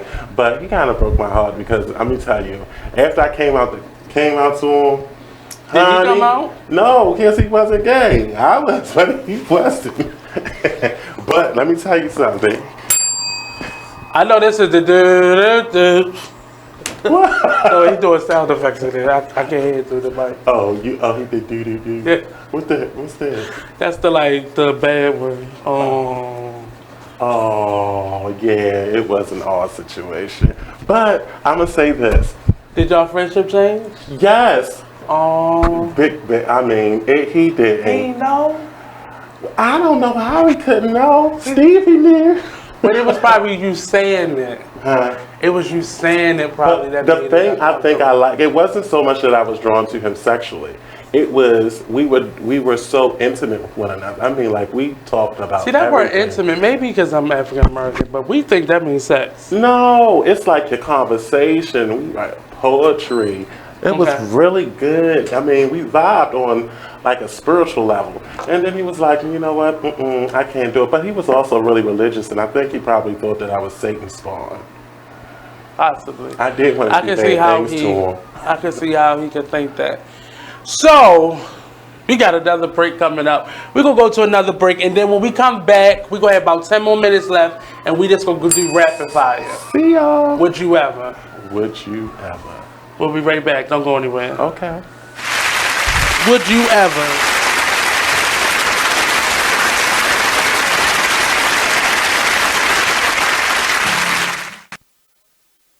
And we're back with more Cheryl Underwood Radio. Thank you, super producer. In case you missed it, Courtney Black has fact-checked so hard that they've called her up to Washington, D.C. with Harry. Now we lost two people. That's right. She's over there fact-checking the Cohen testimony of it was horrible. I feel sorry for Courtney's next man. When she get to pull the receipts out, he just goes to be sitting there looking stupid. Every night when he gets home. Yep. Right. Wait. First of all, I got them all. Exhibit A. Nothing. Oh, damn. Love never. What is it? Love remembers no sins. Right. But then I guess here's the issue, Kyle. You say that who really is to blame for this is Kourtney Kardashian. Okay, because it's Khloe. I'm sorry, Khloe. I'd say Kris. Okay, you say Kris Jenner because hilarious. She started it all. Right, and that may be OJ's child. That's it. Don't get to watch this thing called The Fix on ABC. It's Marsha Clark trying to fictionalize the OJ Simpson situation. Oh, really? But the dude that's starring in it, did I tell you I went to dinner with that dude? Oh, I'll tell you about it later. Oh, really? Yeah, I'll tell you about it later. Keep receipt? Yeah. Not only that, I keep receipt. Or personal? Both. Always both. Intertwined. Oh, yeah, it's always both. Okay. If you eat or drink anything, I'll pay for it. It's both. I prefer you Just make me remember some you money. ate them chicken wings. That's right. Some good I chicken prefer you wings. make me some money first. Because romance, I ain't trying to have. World domination, that makes me happy. That's different. Hey, don't forget on tomorrow we're going to talk about Leaving Neverland. R. Kelly, and who else is in the documentaries? Oh, and is John Wayne gonna get pulled out of the airport? The little 9-foot stature. But I guess Kyle. So I believe that also there's a athletic component to this, or there's a successful black man component to this. Yes. You say what, Kyle Urban? I say that Khloe Kardashian blaming this other woman for breaking up her family is a fallacy. I believe that you broke your own family up because, first of all, Tristan is just Tristan. He is doing the same thing that he did before you was together. And he's young. I mean, one fact that Courtney left off was that you used to be the other woman in Tristan's life. That's right. That was the other one. That's right. So he's been consistent. Yes. And you decided you wanted to procreate with this man. Right. And let me tell you something. Young dudes have monogamy in them too. Yeah, I think. Well, okay. Young dudes with a fat contract. Steph Curry. He's Young a monogamous dude. But he's a different type of dude. LeBron been with them. And we're back with more Cheryl Underwood Radio. Thank you, super producer. In case you missed it, we got some new affiliates, and we're trying to debate: do we want to wait until Harry comes back to announce the new affiliates? Should we do them in the show? How long is he gonna be gone? I don't know. Vic is reaching out to him. Artists Exchange. The Artists Exchange. The Artists Exchange. The Artists Exchange. The Artists Exchange. Artists Exchange Live. The Artists Exchange. The Artists Exchange. The Artists Exchange. Starts now.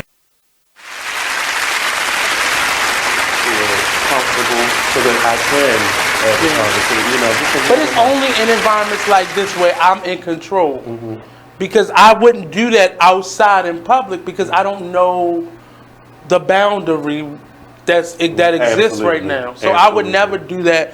But it's always in an environment that I feel like I have some control over what can happen to me. And you know what the funny thing is, I always believe that I'm approachable, but I realize that I'm not as approachable as I think that I am. No. And so when people You're like 7 feet. You're not that approachable. Oh, we back on. Oh, really? Welcome back. Welcome back to the Artists Exchange Radio Show. So this is the last segment, and I'm gonna welcome him back because for the next couple of weeks I'm gonna be doing the show midday on Fridays for a while. We gotta get some,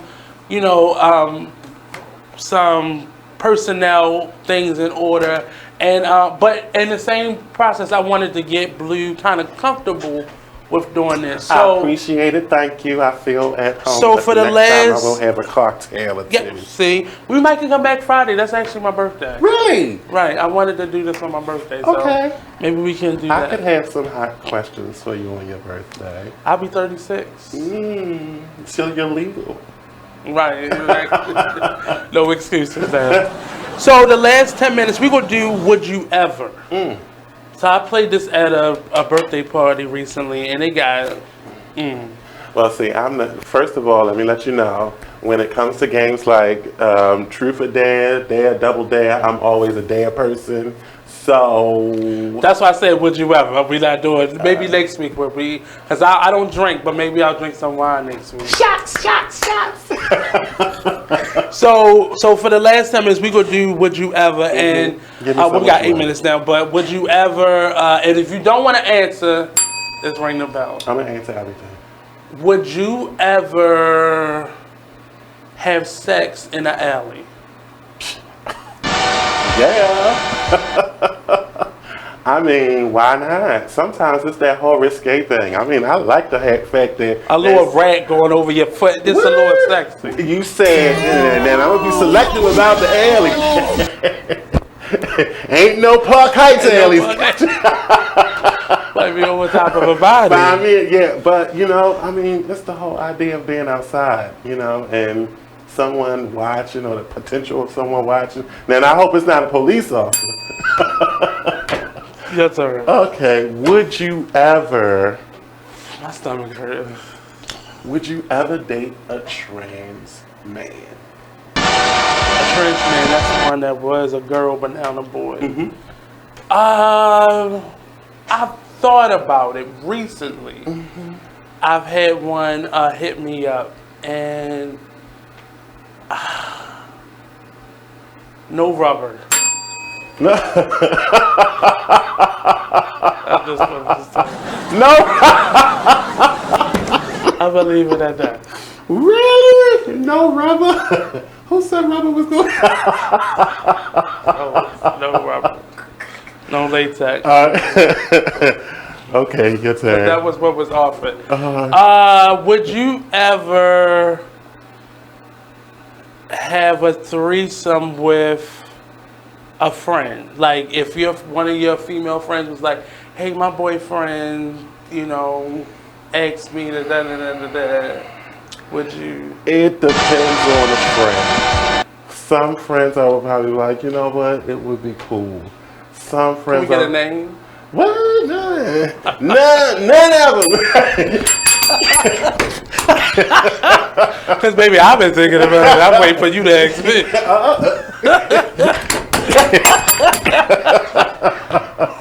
It's like, no, that's not. I mean, I know the friends my friends if you now, let me tell you something. If you come to my boudoir now, you can't come in with your nun outfit. You gotta have your chaps on. That's why I'm scared to go to these parties. Cause I gets down. I think everybody will get. I've been to a party where I thought it was a regular party, but then somebody started giving head over head. I was like, that do not. I'm gonna go in the kitchen. No, not that. No, because we was way out yonder, and I had to wait.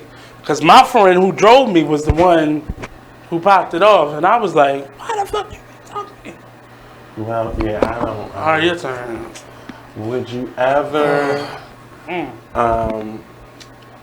Would you ever date a coworker? Date a coworker. I'm trying to go down the list. Have I done it before I answer the question? I would try not to.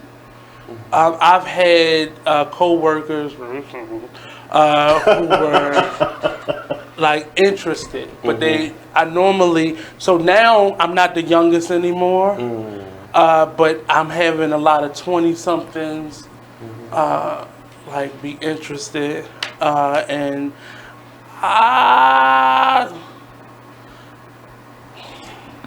oh, how? Because I'm on the fence with it. I'm still making a decision. Oh my goodness! It's hard because when it doesn't go well, then it messes you up lose the work relationship. Well, I was about to say it.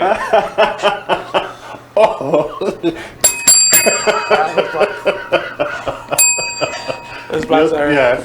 Would you ever sleep with a family member's ex?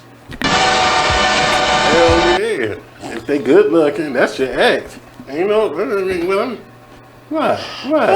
Shit, you don't want them? Can we get a name? Yeah. I mean, can we get a name? And you know who I'm talking about. You know what I'm talking when I see you. I'm sorry. I know who my friends and family sleep with, but I have to preface this. I feel the same way. I've actually seen their taste, and I think I have the best taste in my family. All right, this is included. Honey, can I tell you something? Would you? Oh my goodness, it was at the top. You made me forget about it. You was thinking about that family. Yeah, I was thinking about it. Give me another one. Would you ever? I know, because it's hard for me to ask you, because you probably supposed to say yes to everything. But would you ever date outside your race? Absolutely, but I have a hierarchy. Okay, what's the order of operation? The order of operation. Let me tell you, as it comes to, so first of all, of course, there's the African American. I love my black men. And then under that, I wouldn't even have known. I know. Okay, let me tell you something. I know. I thought your lips was just naturally. I mean, hold on. Let me throw on my third dog. So do the voice that when you told me the other day. I was like, hello. I know, didn't it? It got you moist. Yeah, no, not moist. Because I was like, who did I get my number to? I was like, sure it is. What's up? How you doing? That wasn't real. You was faking. You was in your natural. I was like, yo, what's up, shorty? How you doing? He's like, hey, what's up? Yeah. I was like, I just want to let you know that This is Miss Kitty the Kid. Come on, you was Fuck the whole thing up. Fuck the whole thing up. So it's black men, Latino, Asian, Native American, Asian, and that's it. No, it's like no. Middle Eastern. Well, I put them with like Native American, Asian. They're under there.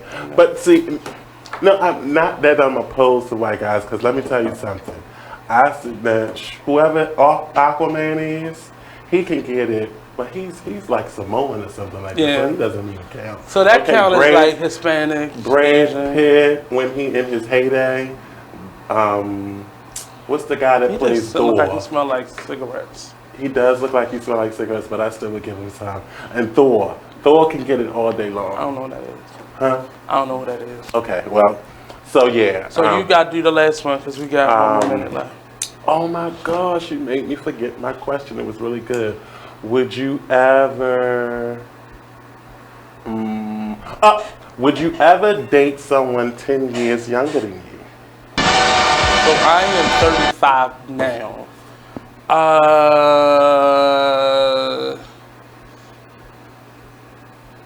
They got to be closer to 29, 30. Not 25? No, and that's the scary part for me because it doesn't, just the conversation alone. Like, bitch, get out my face. Well, for me, I am that old cougar on the side of the mountain. If you 10 years younger than me, I'm snatching you off. How old are you? Excuse me? I am a whopping 35 myself. The lies you tell. This has been another episode of the Artist Exchange Radio Show. Tune in on May 24th.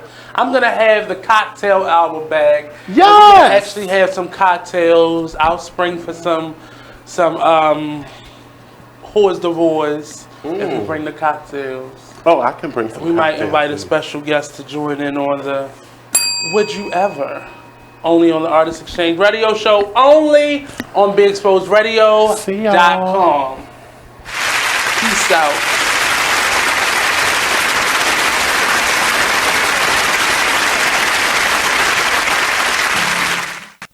And we're back with more Cheryl Underwood Radio. Thank you, super producer. In case you missed it, Harry Southern, our favorite country lawyer, better known as Judge Harry Southern, is at a county commissioner meeting. Is it in Washington, gang? Yes. It's in D.C. He's in Washington, D.C. And he is a real, true elected politician. That's right. But then we got some